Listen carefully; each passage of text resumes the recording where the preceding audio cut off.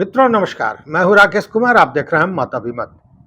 मित्रों, data operator या data entry operator या कंप्यूटर ऑपरेटर कई नाम से जाना जाता है। और यह जो डाटा ऑपरेटर्स होते हैं ये लगभग सभी विभाग में हैं। और शिक्षा विभाग, समाज कल्याण विभाग, इनमें तो बस पूछिए ही नहीं। या यूं कहें कि ये जो डाटा ऑपरेटर हैं ये डाटा ऑपरेटर नहीं बन के डिपार्टमेंट ऑपरेटर हो गए हैं। पदाधिकारियों को अपने हिसाब से चलाते हैं। अब हाकिम भी डाटा ऑपरेटर के हुक्म पर काम कर रहा है। और इसका एक जीता जागता उदाहरण सामने आया है पूर्वी चंपारण से। जी हाँ, पूर्वी चंपारण के शिक्षा विभाग से। पूर्वी चंपारण के शिक्षा विभाग को लेकर एक डाटा ऑपरेटर का मामला पहुंचा है, उसकी शिकायत पहुंची है डीडीसी के यहाँ, उप विकास आयुक्त के यहाँ। और उसके बाद उन्होंने इस पर 11 बिंदुओं पर जांच का आदेश दिया है।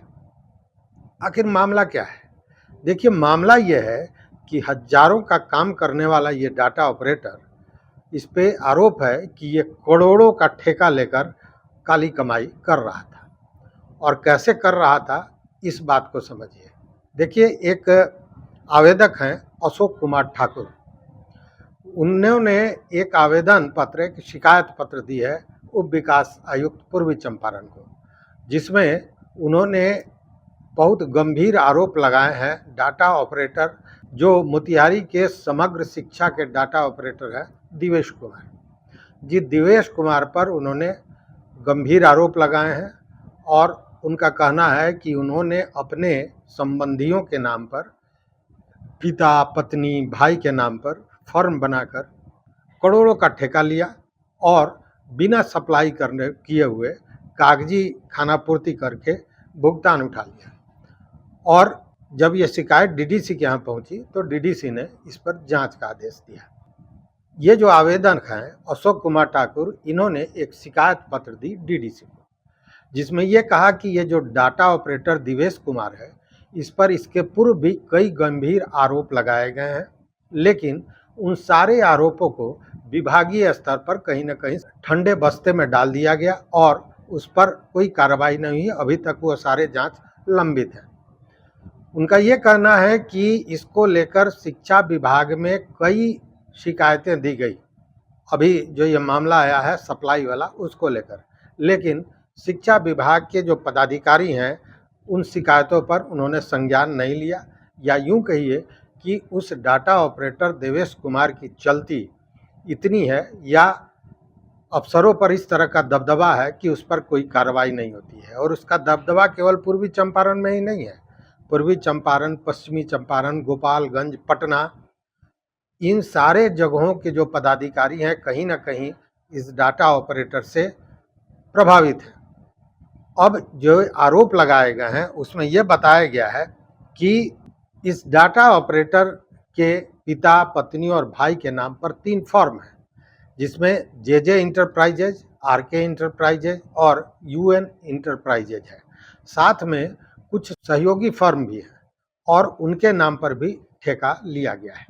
अब इस शिकायत पत्र में जो गंभीर आरोप है वो ये है कि इस फर्म, जो उनके पिता, पत्नी और भाई के नाम पर फर्म है, इस फर्म के साथ साथ कुछ सहयोगी फर्म के नाम पर भी ठेका लिया गया।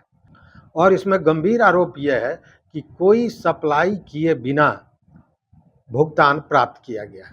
और ये केवल मतलब खानापूर्ति हुई, कागजी खानापूर्ति हुई, सप्लाई का और भुगतान कर दिया गया। शिकायत पत्र में बाकायदा नाम देके कहा गया है कि इस डाटा ऑपरेटर के पिता के नाम पर एक फर्म है जिसका नाम है आरके इंटरप्राइजेज।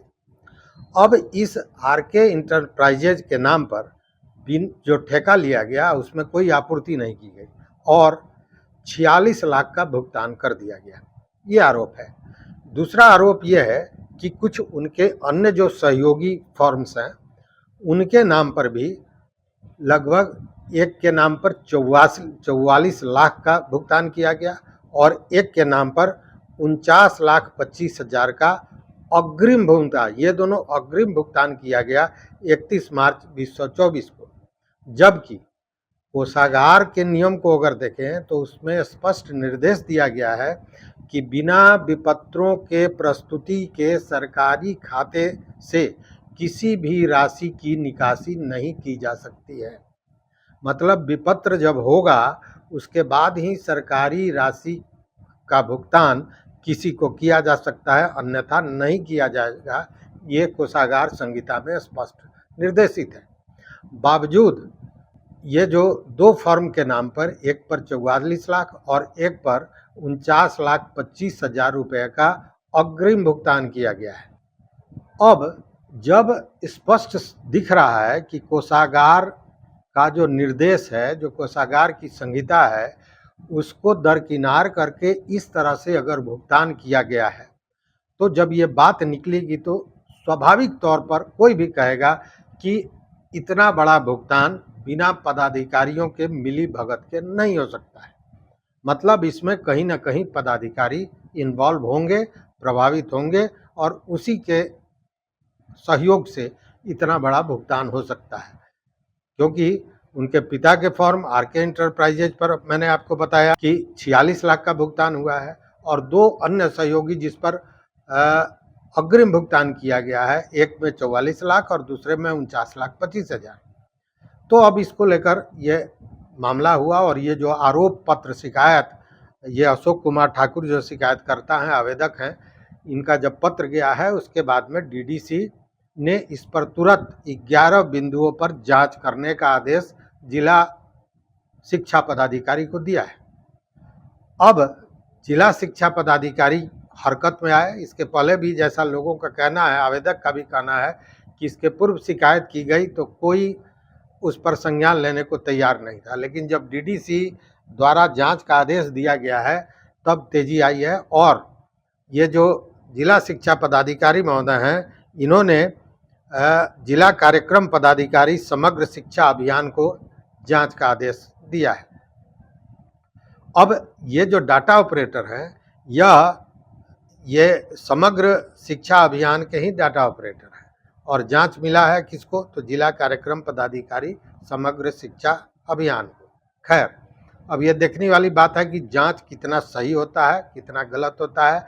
क्या डाटा ऑपरेटर देवेश कुमार पर जो आरोप लगाए गए हैं वो सत्य हैं या नहीं है, लेकिन भुगतान हुआ है यह तो बात सही है उनके पिता के फर्म पर और अन्य दो सहयोगी फर्मों के नाम पर। और बाज़ाब्ता डीडीसी ने इस पर कहा है कि विस्तृत जांच कर इसका प्रतिवेदन 7 दिनों के अंदर डीडीसी को उपलब्ध करा दिया जाए। मतलब कि 7 दिनों के अंदर में इसकी जांच करके इसका रिपोर्ट देना है। उसके बाद जो डीडीसी कार्रवाई करते हैं, क्या करते हैं, ये देखने वाली चीज़ होगी। लेकिन जो मैंने कहा, यह तो इन चीज़ों से कहीं ना कहीं स्पष्ट होता है कि हाकिम भी अब डिपार्टमेंट ऑपरेटर, जिसको डाटा ऑपरेटर आप करते हैं, उसी के हुक्म पर काम करते हैं, नहीं तो ऐसा कुछ नहीं होता है। और आपको याद होगा कि ये जो शिक्षक नेता हैं बंशीधर ब्रजवासी, इन्होंने लगातार शुरू से ये जो आपूर्ति हो रही है इसमें घोटाले का उन्होंने आरोप लगाया है और बार बार जांच की मांग की है। हम लोगों ने भी कई जगह पर, जिस पटना में डेस्क बेंच का आपूर्ति हुआ था और आपूर्ति हुआ, बच्चे बैठे, उसी समय वो टूट गया।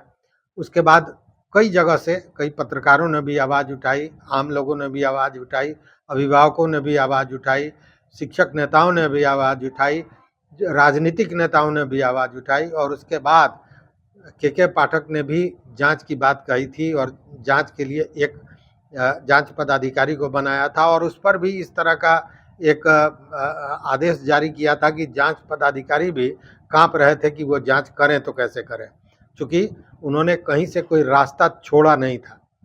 और उसके बाद जो जांच हुआ था उसमें 2 आपूर्तिकर्ताओं पर एफआईआर वगैरह भी हुआ था। अब जानते हैं इन सारी चीज़ों को।